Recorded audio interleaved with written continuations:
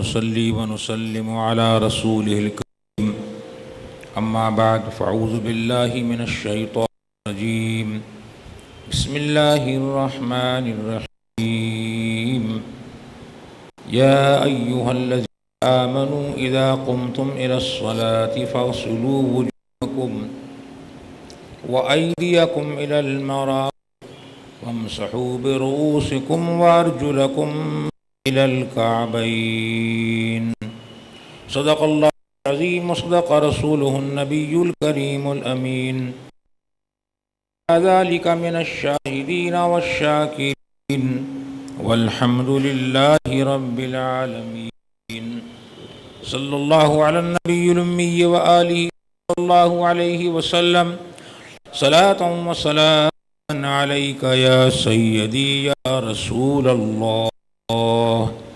بلند آواز سے محمد کے ساتھ درود شریف پڑھ لی. الصلاة والسلام عليك يا رسول الله الصلاة والسلام عليك يا حبيب الله الصلاة والسلام عليك يا شفيع المذنبين الصلاة والسلام عليك يا رحمة للعالمين. حمد و صلاۃ و سلام کے بعد انتہائی واجب الاحترام بھائیوں، بزرگوں، دوستوں، ملت کے عزیزوں، ملت کے رفیقوں، میں نے جو آیت کریم رب کریم جل وعلا نے اس آیت میں وضو کے 4 فرائض کا تذکرہ فرمایا ہے، اور حدیث پاک بھی جو بھی وضو کے ساتھ ہے. حدیث کا عنوان غر المحجلین. عن نعمان المجمر قال رقیت مع ابی ہریرہ رضی اللہ تعالی عنہ على ظہر المسجد فتوضأ قال انی سمعت رسول اللہ صلی اللہ علیہ وسلم امتی یدعون یوم القیامة غرا محجلین من آثار الوضوء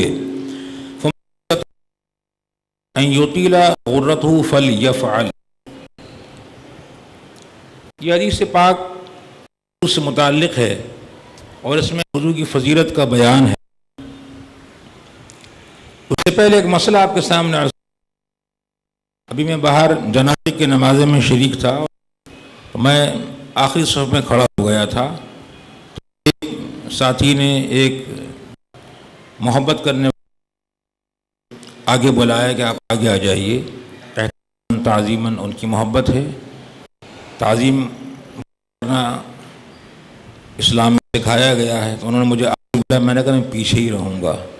اس کی ایک وجہ ہے، نمازوں میں آگے کی صفیں فضیلت بات، جتنا آگے بیٹھیں گے اتنا ثواب زیادہ ملے گا، جبکہ جنازے میں ثواب یہ شرعی مسئلہ ہے. ذہن میں رکھیے، اگر ایسا ہو جائے جگہ آگے نہ تو آپ پیچھے کھڑے ہو جائیں بلا تکلف، ثواب بڑھ جائے گا آپ کا. اور ایسے اس لیے رکھا گیا غالباً کہ جو میت کے ورثہ ہیں وہ آگے ہو جائیں، ان کو زیادہ انس ہوتا ہے، اس کا قرب چاہتے ہیں. خصوصاً اگر میت کا ولی ہو، میت کا بیٹا ہو یا اس کا باپ ہو، اگر نہیں تو اس کا چچا ہو یا چچا کا بیٹا ہو یا دادا ہو، یہ سب میت کے ولی کہلاتے ہیں. ولی اقرب ہوتے ہیں یہ لوگ. اور ولی اب یعنی ایک قریب والا ولی، ایک دور والا ولی. سب سے قریب والا ولی بیٹا ہوتا ہے، بیٹا نہیں تو پھر باپ ہوتا ہے، پھر دادا ہوتا ہے، پھر چچا ہوتا ہے، پھر اس کی اولاد ہوتی ہے. تو ولی اگر نماز جنازہ پڑھ لے تو نماز دوبارہ نہیں پڑھی جا سکتی. ولی اگر رہ گیا ہو تو پھر نماز سکتا ہے، دوبارہ جنازے کی نماز ہو سکتی ہے. تو غالباً ایسا اس لیے ہوا کہ اس کے قریبی وہ رسائیں وہ آگے کھڑے ہو جائیں، ان کو اس میں کوئی تکلیف نہ ہو، مل جائے، اور دیگر حضرات پیچھے کھڑے ہو جائیں.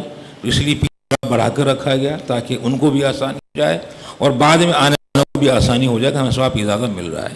یہ مسئلہ آپ کے سامنے عرض کر. اس وجہ سے سیدنا امام اعظم ابو حنیفہ رضی اللہ عنہ کا جب وصال ہوا تھا 2 شعبان 150 ہجری کو،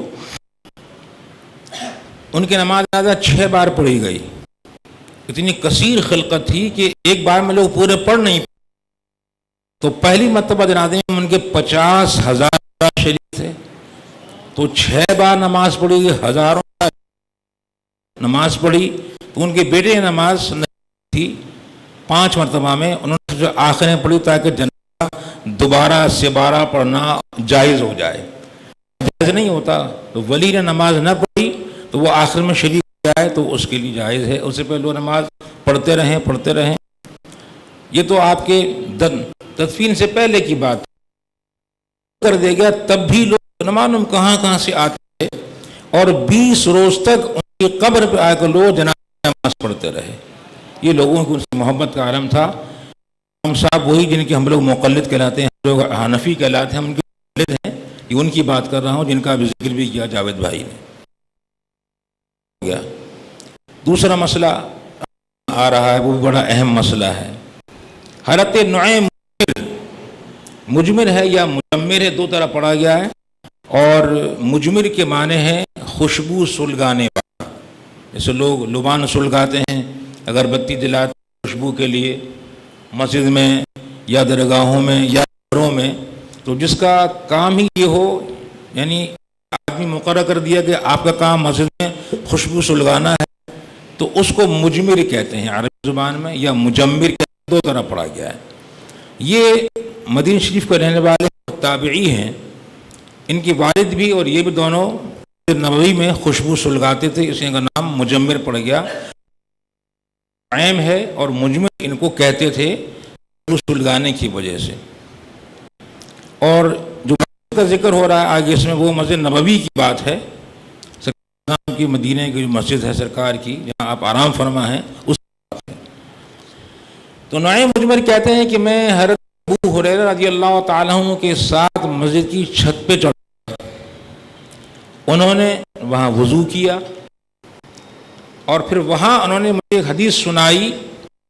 حدیث کے کلمات یہ ہیں کہ میں نے سنا رسول اللہ صلی اللہ تعالیٰ علیہ وآلہ وسلم فرماتے تھے، میری امت قیامت کے دن بلائی جائے گی، کی پیشانیاں اور ہاتھ پاؤں وضو کے اثر سے سفید ہوں گے۔ پھر فرمایا تم زیادہ کرنا چاہے تو کرے۔ یعنی سیدنا ابو ہریرہ اللہ تعالیٰ عنہ ایک تو مسئلہ سمجھا رہے ہیں اور ایک حدیث پاک سنا رہے ہیں۔